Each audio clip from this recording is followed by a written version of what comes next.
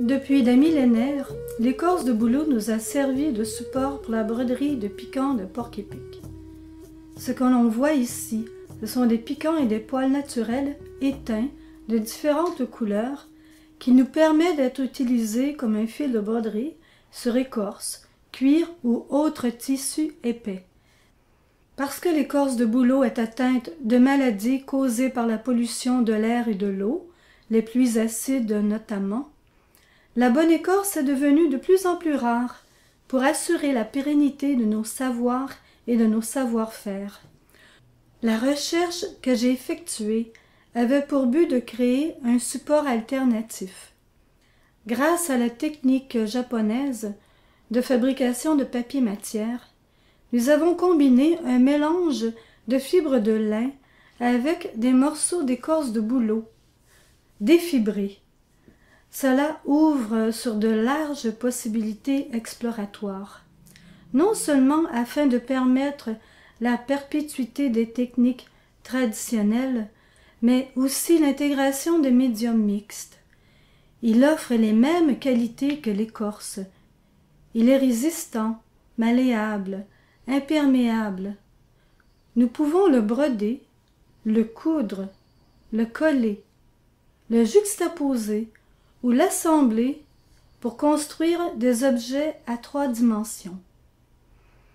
Je peux aussi travailler toutes les techniques de dessin, aquarelle ou peinture. La plus grande surprise pour moi a été le papier matière qui devient une œuvre en soi. Durant le processus de sa fabrication, je vois toutes sortes de formes qui me rappellent la nature. Je me laisse guider par ce qui apparaît, ce qui émerge à travers la matière, à travers les morceaux d'écorce, le mouvement, les textures et les teintes. Cela m'inspire. Je sens autre chose qui prend forme graduellement. J'essaie de le mettre en valeur par les points de broderie, de faire ressortir ce que je vois, de rehausser ici et là par le langage artistique.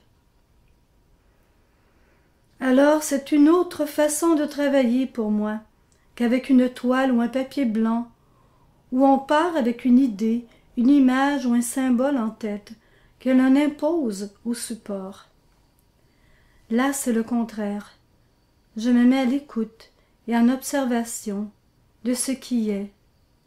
Et par la ligne très simple qui ondule, qui suggère ou qui évoque des formes mi-abstraites ou mi-figuratives, j'obtiens une œuvre aux multiples sens et interprétations.